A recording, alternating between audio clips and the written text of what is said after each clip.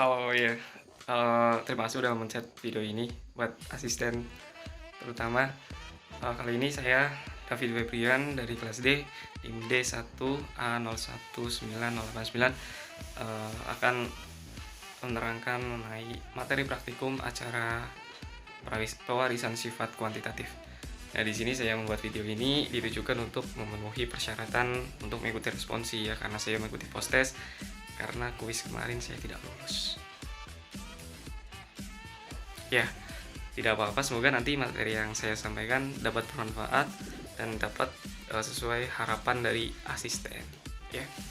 Langsung saja kita masuk ke video pemaparannya aja. Gas. Bismillahirrahmanirrahim. Pada kali ini kita akan membahas mengenai pewarisan sifat kuantitatif yang sasaran belajarnya pertama, mahasiswa mampu memahami proses pewarisan sifat kuantitatif dari tetua kepada keturunannya menggunakan pendekatan hukum Mendel. Dan yang kedua, mahasiswa mampu memahami penyebab perbedaan dari produksi hasil pengukuran dari suatu sifat kuantitatif.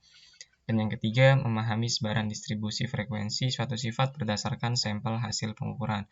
Jadi, yang sudah kita ketahui bahwa sifat kuantitatif itu adalah sifat dari ternak yang dapat kita ukur atau dapat kita hitung. Jadi memiliki nilai ya. Untuk dasar teorinya sendiri, sifat-sifat yang terdapat pada ternak merupakan ekspresi dari gen-gen yang dimiliki suatu individu ternak. Gen-gen atau kombinasi gen yang dimiliki individu ternak berasal dari gen-gen yang dimiliki tetua jantan dan betina. Proses penggabungan kombinasi gen tetua jantan dan betina pada anak atau keturunan merupakan suatu proses yang disebut pewarisan sifat. Kombinasi gen dari tetua jantan dan betina yang akan diwariskan terdapat dalam gamet. Kombinasi gen dalam gamet berasal dari pemisahan secara acak, yaitu dalam hukum Mendel yang pertama, dari pasangan gen yang terdapat dalam kromosom, sehingga dalam setiap gamet hanya terdapat separuh contoh acak gen haploid yang dimiliki suatu individu. Pewarisan suatu sifat terjadi pada saat konsepsi, yaitu pada saat terjadi peristiwa bertemunya gamet jantan dan gamet betina. Pada saat konsepsi ini terbentuk kombinasi gen baru, genotipa pada anak. Kombinasi gen baru ini berasal dari kombinasi gen dari tetua jantan atau gamet jantan dan kombinasi gen dari tetua betina atau gamet betina. Pertemuannya gamet jantan dan gamet betina terjadi secara acak. Nah, oke, langsung masuk ke contohnya ya di ilustrasi di sini. Misal salah satu sifat pada sapi perah yaitu produksi susu dipengaruhi oleh 3 pasang gen, yaitu A besar A kecil, B besar B kecil, C besar C kecil. Jika suatu individu ternak memiliki kombinasi gen tersebut, maka macam gamet yang ada sebanyak 2 pangkat N. Jadi ini udah rumusnya ya. Dan N ini jumlah macam gennya. Misal ada huruf A, ada huruf B, huruf C. Ini kan 3 jenis, jadinya pangkatnya 3. Terus 2 pangkat 3 sama dengan 8. Jadi ada 8 macam gamet. Terdiri dari gamet-gamet dengan kombinasi gen sebagai berikut. Nah, yang ini kita acak supaya kita bisa mengkombinasikannya ya. Ada A besar, B besar, C besar, terus A kecil, B kecil, C kecil, dan selanjutnya sampai ada 8 macam varian ya. Kemudian jika terjadi perkawinan antara ternak jantan yang memiliki kombinasi gen A besar A kecil, B besar B kecil, C besar C kecil dengan ternak betina dan kombinasi gen yang sama, maka terdapat jumlah kemungkinan dengan rumus seperti ini. 2 pangkat N dipangkatkan lagi 2. Jadi hasilnya ketemu 64 macam kombinasi gen anak, yaitu mulai dari A besar, B besar, B besar, C besar, C besar, sampai dengan A kecil, B kecil, B kecil, C kecil, C kecil. Ya, jadi ini mulai dari yang besar semua sampai yang kecil semua bakal ada sejumlah 64 macam kombinasi gen anak. Dengan demikian, anak akan memiliki salah satu kombinasi gen secara acak dari 64 macam kombinasi gen tersebut. Nah, kombinasi gen itu dilambangkan dengan huruf G, yang berarti genotipa yang dimiliki ternak akan memunculkan pengaruhnya setelah mendapat pengaruh lingkungan. yang di sini disimbolkan dengan huruf E, yang berarti environment. Pemunculan kerjasama pengaruh tersebut disebut fenotipa, yang dilambangkan dengan P, atau disebut dengan produksi. Secara umum digambarkan dengan model sebagai berikut. Nah, model rumusnya itu seperti ini. Jadi fenotipa itu bergantung produksi itu bergantung pada genotip ternak dan pengaruh lingkungan. Untuk sifat biologi seperti produksi susu, umumnya nilai hasil pengukuran produksi dari suatu populasi ternak sapi perah akan terpusat pada nilai tertentu dan menyebar mengikuti sebaran normal atau disebut distribusi normal. Nah, ini langsung masuk ke tugas praktikumnya. Yang pertama ada asumsinya. Untuk keperluan praktikum, maka diasumsikan sebagai berikut. Sifat yang diamati adalah produksi susu sapi perah. Sifat produksi susu dipengaruhi oleh 3 pasang gen, yaitu A besar A kecil, B besar B kecil, C besar C kecil. Setiap gen memiliki nilai EGR, efek gen rata-rata sebagai berikut. Nah, ini nilai gen A sekian, B sekian, C sekian, A besar A kecil sekian, B kecil sekian, C kecil sekian. Jadi yang nilai gen yang kecil-kecil ini relatif sama, yaitu di angka 1 liter. Gen A besar, B besar, dan C besar disebut gen plus. Nah, gen plus ini merupakan gen yang hurufnya itu yang besar. Jadi yang hurufnya besar itu disebut gen plus. Yang kelima, sebaran pengaruh lingkungan mengikuti sebaran jumlah gen plus dengan distribusi sebagai berikut. Nah, ini udah ketentuan nih. Nah, ketika ada jumlah gen plusnya 6, maka ada sebaran nilai lingkungan sekian, 5 sekian, 4 sekian, 3 sekian, 2 sekian, 1 sekian, dan 0 sekian. Nah, ini untuk apa sih? Nanti ini kita gunakan buat di acara praktikumnya ya. Ada tugas yang nanti akan kita kerjakan. Yang keenam, untuk menghitung produksi susu dari sapi dengan kombinasi gen tertentu adalah sebagai berikut. Misal kombinasi gen sapi perah A besar, B besar, C besar, C kecil, maka nilainya efek gen rata-ratanya dihitung nih. Yang A besar ada berapa, B besar ada berapa, C besar ada berapa, terus A kecil ada berapa, B kecil ada berapa, C kecil ada berapa, dan yang enggak ada dalam kombinasi gen ini berarti nggak usah dihitung ya, cuma dihitung yang ada di kombinasi gen ini. Misal ada A besar nilainya 168, A besar lagi 168 lagi dijumlahkan, terus B besar nilainya berapa, ini berapa, kita jumlahkan semuanya, kemudian kita dapat di angka 668 liter untuk efek gen rata-ratanya. Untuk pengaruh lingkungannya dicari dengan cara sebagai berikut nih. Jumlah gen plus dari kombinasi gen tersebut 5 buah nih. Ya. 5 buah. Kemudian nilai E dicari dari tabel sebaran nilai lingkungan, yaitu pada baris jumlah gen plus 5 dan pilih secara acak, yaitu satu nilai E. Misal diperoleh nilai 3573. Nah, nih kita ambil dari tabel yang di atas ini. Ya.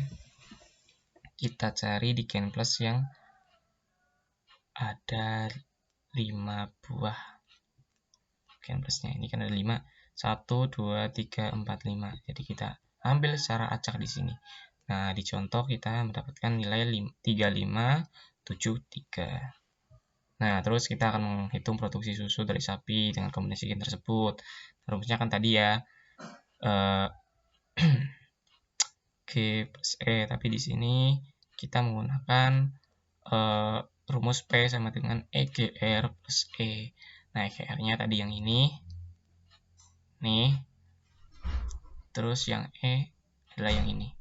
Kita jumlahkan, ketemu hasil 4.241 liter. Oke, ini tugasnya yang akan kita kerjakan.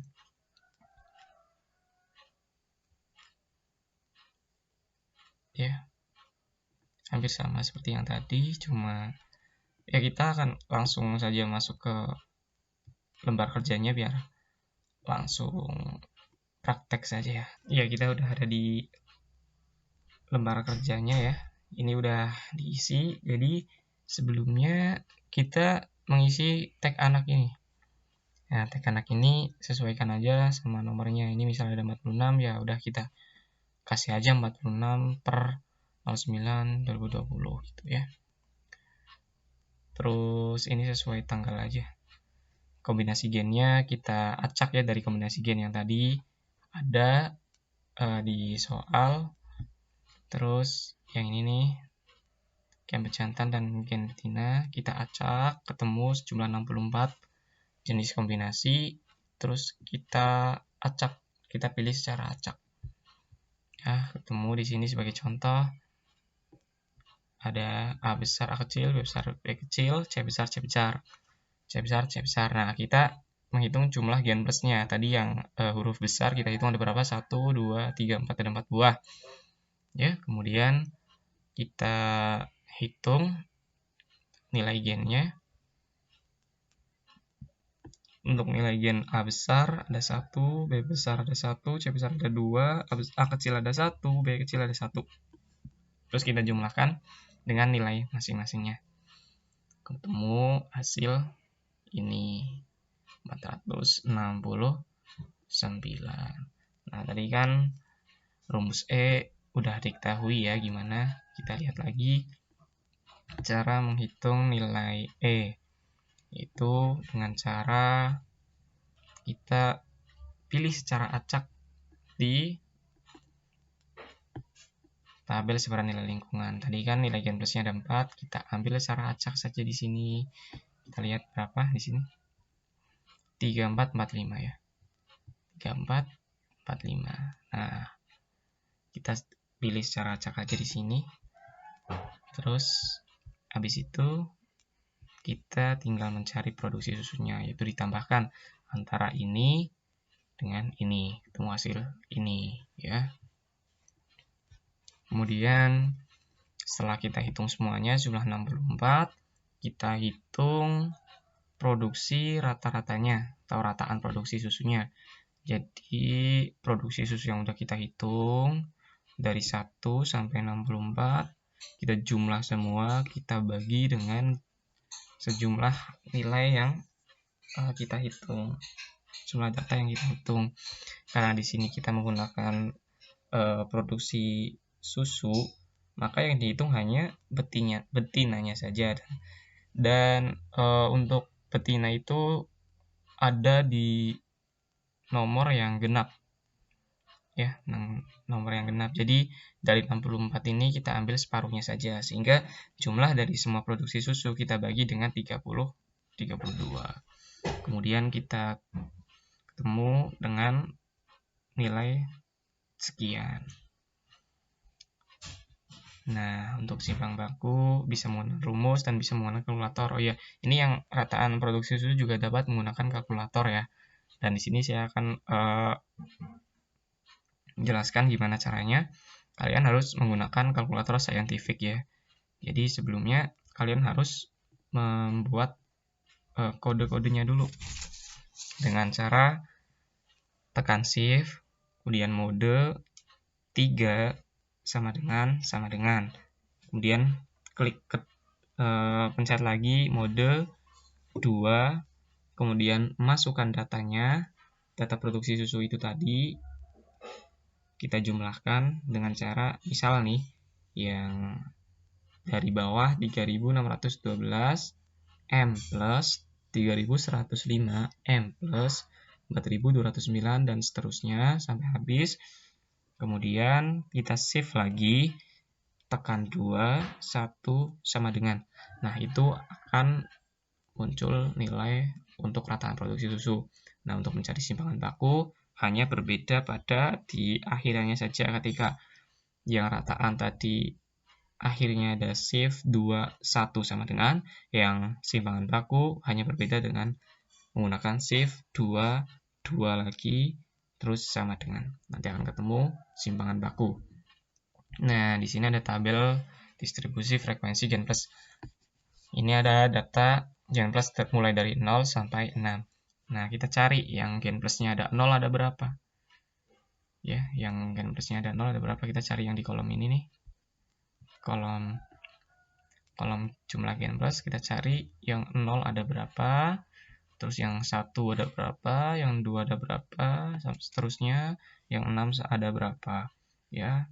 Terus kita bikin ininya, diagram garisnya. Nih, di sini kan ada gen plus dan ada frekuensi. Di gen plus ini ada angka 1 sampai 6 yang menandakan gen plus itu sendiri ya, dari 0 bahkan, dari 0 sampai 6.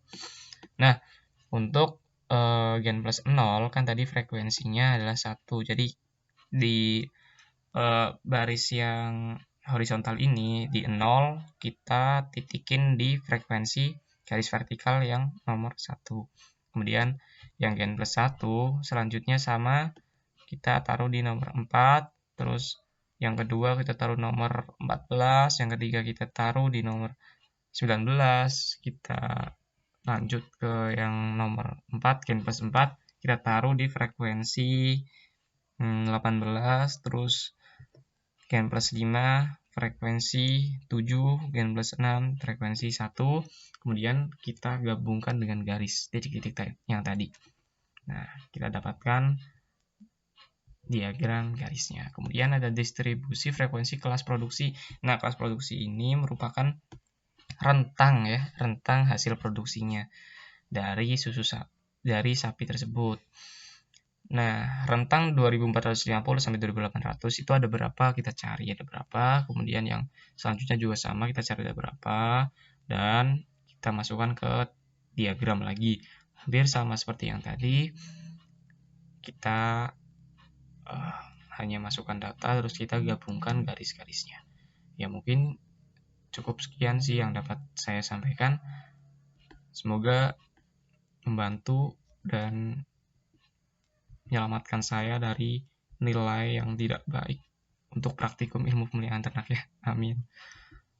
Ya, terima kasih buat para asisten, dosen pengampu, dan teman-teman yang sudah membantu dalam jalannya praktikum. Walaupun saya masih post test, ya bisa mungkin saya akan memperbaiki biar nanti tidak post test lagi. Ya, cukup sekian. Assalamualaikum warahmatullahi wabarakatuh.